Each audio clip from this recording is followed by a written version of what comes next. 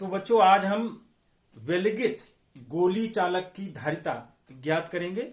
विलगित means isolated, separated, अन्य किसी माध्यम से जिसको अलग कर दिया गया है। ठीक है, तो capacity of an isolated spherical conductor. ठीक है, तो ये हमारा मान लो एक गोली चालक है। ठीक है, गोली चालक है।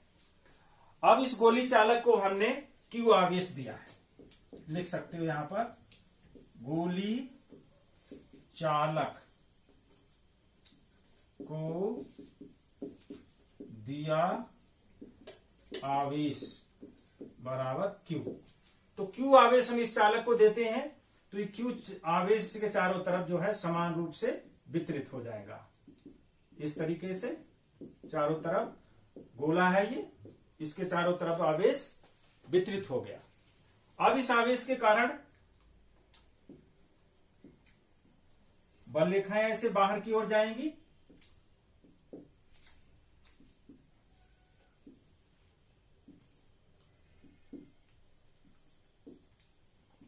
Like this.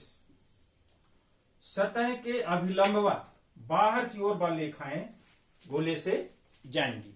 ठीक है, अगर इन बल रेखाओं को पीछे बढ़ाया जाए ऐसे, लाइक दिस,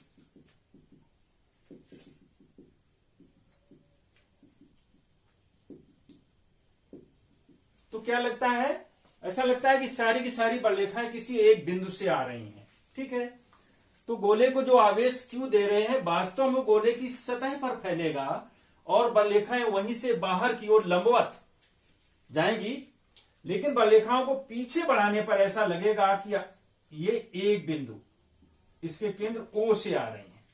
तो मान सकते हैं कि संपूर्ण आवेश इसके केंद्र O पर निहित है।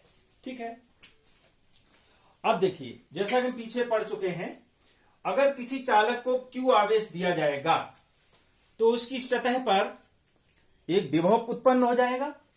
तो मान लो Q आवेश देने पर इसकी सतह पर V विभव पैदा होता है। ठीक है, सतह पर उत्पन्न विभव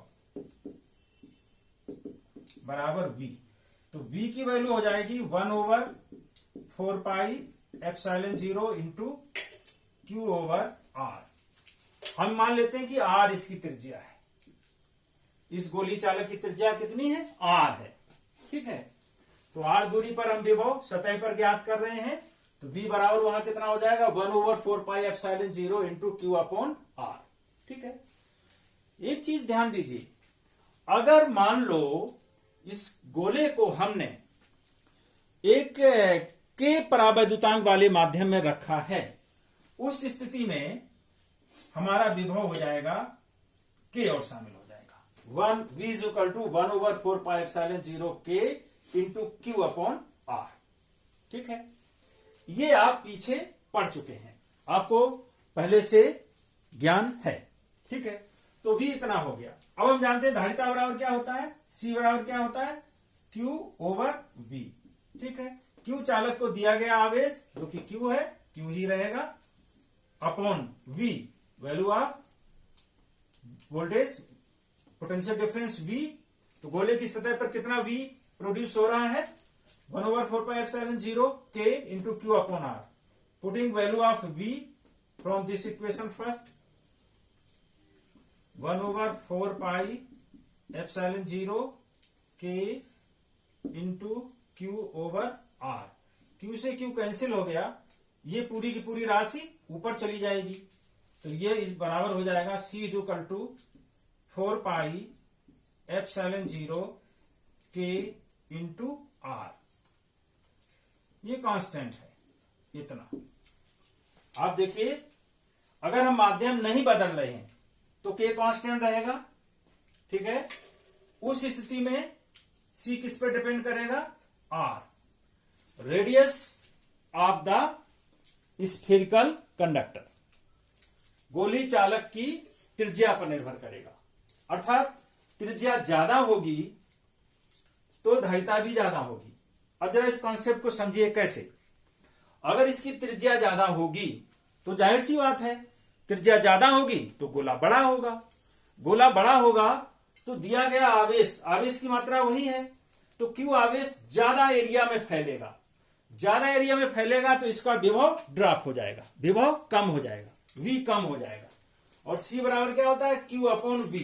अगर V कम हो गया, ठीक है, तो ये पूरी वैल्यू बढ़ जाएगी।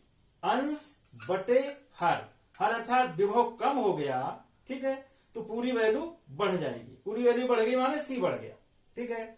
तो अगर किसी चालक की त्रिज्या बढ़ा देते हैं, ठीक है, तो इसकी सतह का क्षेत्रफल बढ़ जाएगा, जिससे उसकी धारिता बढ़ जाती है। तो इससे कॉन्सेप्ट क्लियर हुआ, कोई भी चालक जितना बड़ा होगा, उसका सरफेस एरिया जितना ज्यादा होगा, उसकी धारिता उतनी ही ज्यादा होगी, ठीक है। दूसरा यहां से हम देख रहे हैं C is directly proportional to K। K क्या है, परावैद्युतांक, ठीक है।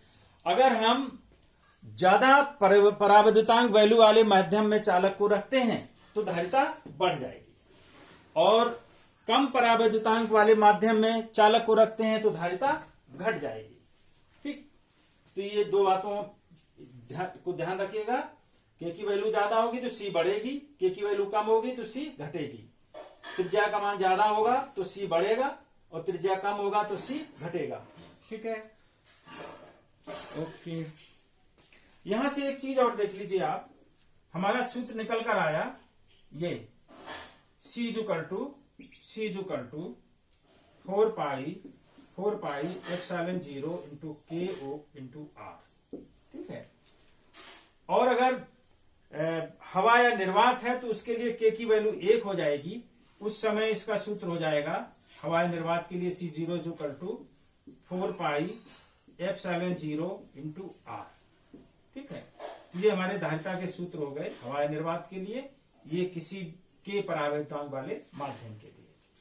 अगर हम यहां से एप्सिलॉन 0 को देखें तो यहां से एप्सिलॉन 0 माध्यम की विद्युतशीलता, ये किसके, इसका अगर मात्रक निकालें तो क्या हो जाएगा, C का मात्रक बटे R का मात्रक। 4 पाई का तो मात्रक होगा नहीं, तो एप्सिलॉन 0 का मात्रक क्या हो जाएगा, C धारिता का मात्रक बटे R त्रिज्या का मात्रक। तो धारिता का मात्रक क्या होता है, फैरड, और R का मात्रक मीटर, फैरड प्रति मीटर। तो यहां से एप्सिलॉन 0 जो माध्यम की विद्युतशीलता है, एप्सिलॉन 0 का एक मात्रक हमें फैरड प्रति मीटर, ये भी प्राप्त हुआ है। ये एक नया मात्रक है, इसको याद रखिए। आपको याद होगा वहां आपने पढ़ा था F is equal to 1/4 pi epsilon 0 into Q1 Q2 over R square, ये पढ़ा था।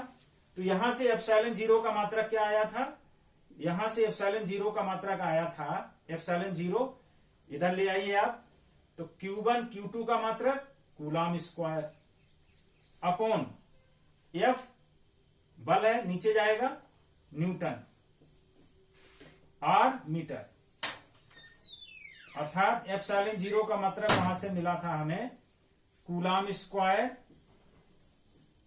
न्यूटन n-1 और m-2, कूलाम स्क्वायर प्रति न्यूटन मीटर स्क्वायर। एप्सिलॉन 0 का मात्रक एक तो ये हो गया और दूसरा ये हो गया जो आपको धारिता वाले चैप्टर से मिला है, और ये कूलाम के नियम वाले चैप्टर से मिला था, इसको भी याद रखिए।